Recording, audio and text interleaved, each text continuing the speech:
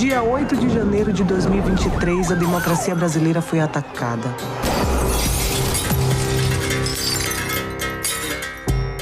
Mas democracia é uma ideia, um regime político. Você não pega a democracia na mão. Fisicamente, a democracia não existe. Então, quem realmente foi atacado nesse dia? Na democracia, o poder nasce aqui, com a população votando. Quando a gente vota, a gente escolhe quem faz as leis e quem governa. De modo simples, o voto é o mecanismo inicial e, ao mesmo tempo, o mais importante fundamento da tão falada democracia. Que ela é muito importante, fala-se muito. Mas por que mesmo ela é tão importante para nós?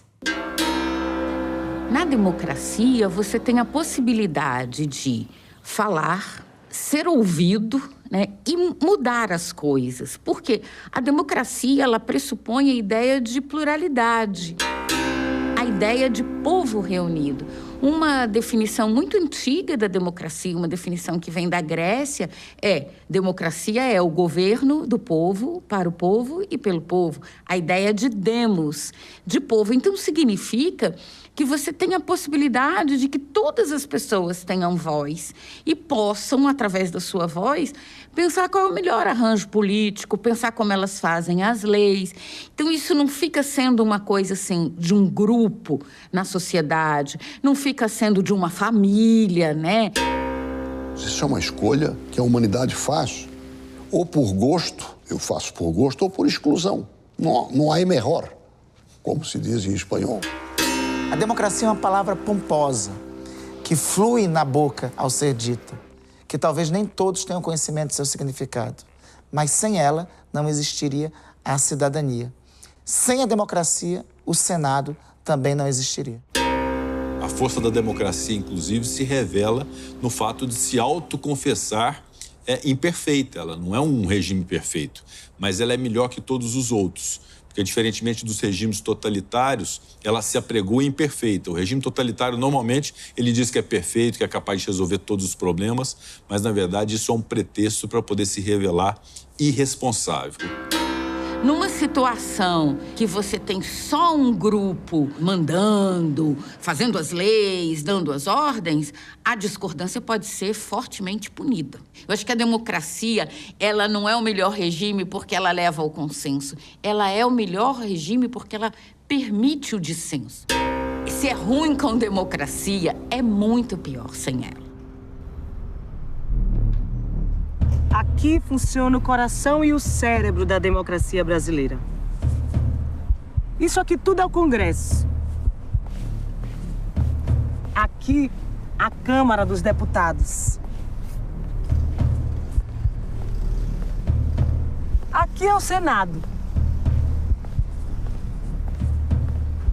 Ali, o Palácio do Planalto, onde trabalha o presidente da República.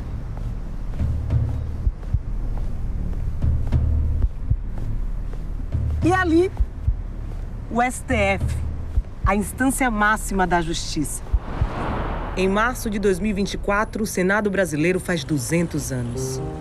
Então vale perguntar, afinal, qual é a importância do Senado na história do Brasil e no dia a dia dos brasileiros? Para saber essa resposta, a gente precisa entender o que acontece aqui, dentro dessa famosa abóbora.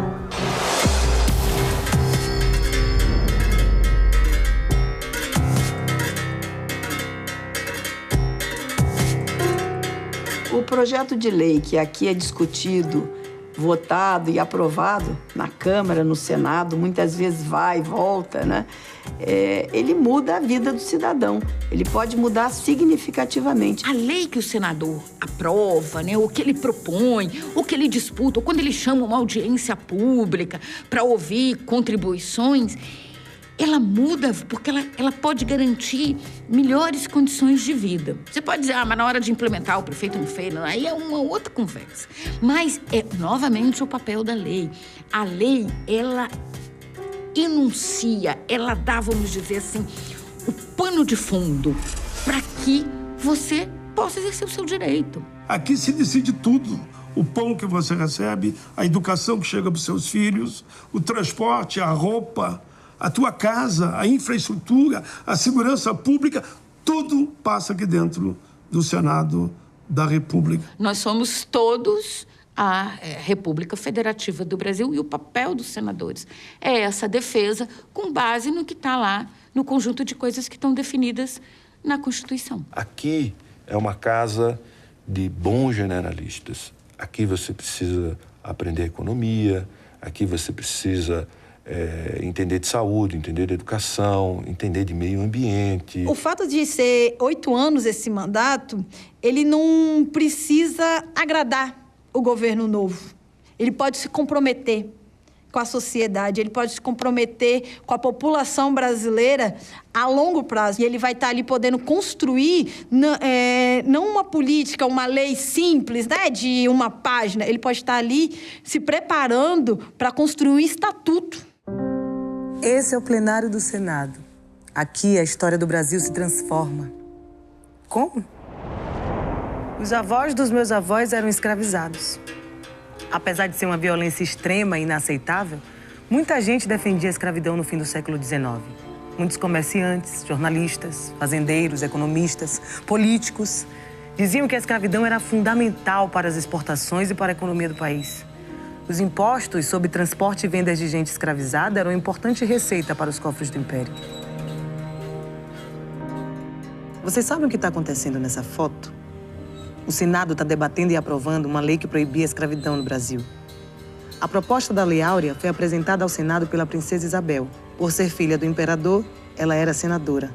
Da parte da princesa Isabel, o que acontece é uma pressão que ficou muito maior internamente ali nos seus últimos 50 anos e uma pressão externa, né, de que já não tinha mais condições, a forma econômica já tinha mudado, a escravidão ela já não estava gerando mais o lucro que gerava antes, e o mundo já estava mudando, o resto do mundo inteiro já tinha findado, né, a escravidão e só faltava o Brasil. Então, de benevolência não teve nada, o que teve foi muita resistência, o que teve foram anos e anos de construção política, ideológica, de tecnologia, de trocas de informação, de ensino, para se conseguir essa abolição. O processo de abolição da escravidão no Brasil era complexo, sinuoso e muito risco havia para todos, né? Ela diz nos seus textos autobiográficos que ela temia pelo bem do país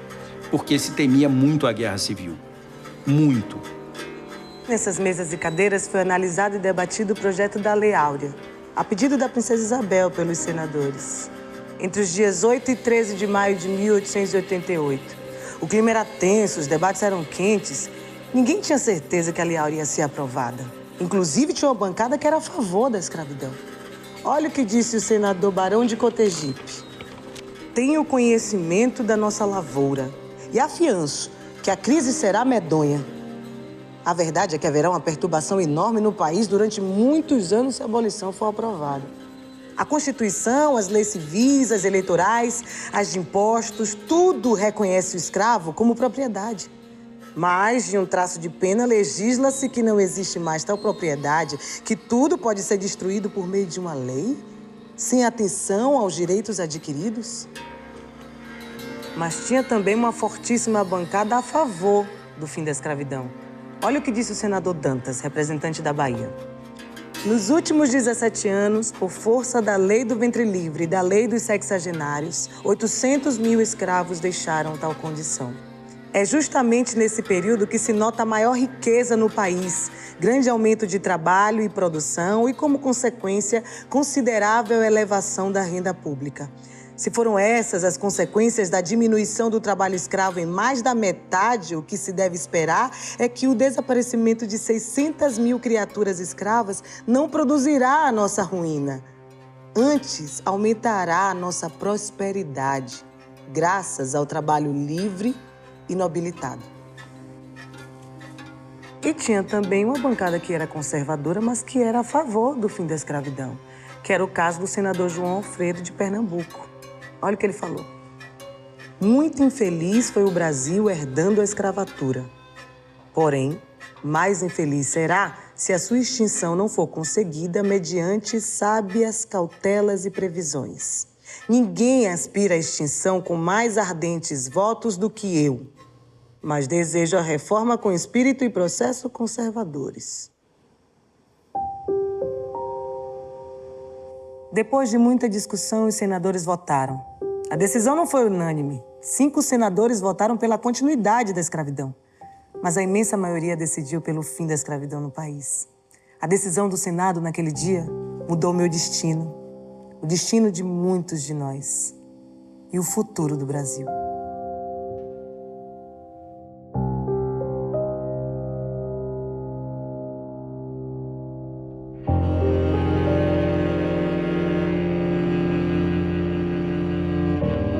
A gente não consegue dizer que a abolição ela garantiu direitos.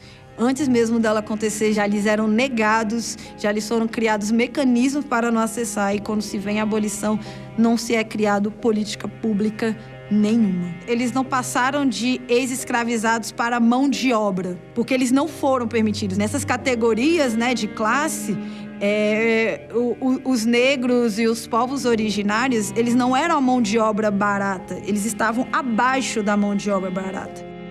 O que se tem é que, por mais que quando a gente fala muito de escravidão, de exploração, do massacre que eles passaram, a gente também tem que pontuar que houve resistência. Quando a gente fala muito em revolta, parece que esses povos eles conquistaram apenas na luta física, que foi mesmo. Mas eles também disputaram intelectualmente essa vitória. Eles disputaram fazendo promessas, falando filosoficamente, falando da questão religiosa, trazendo ao ponto de assim, você tem certeza que essas pessoas não são seres humanos?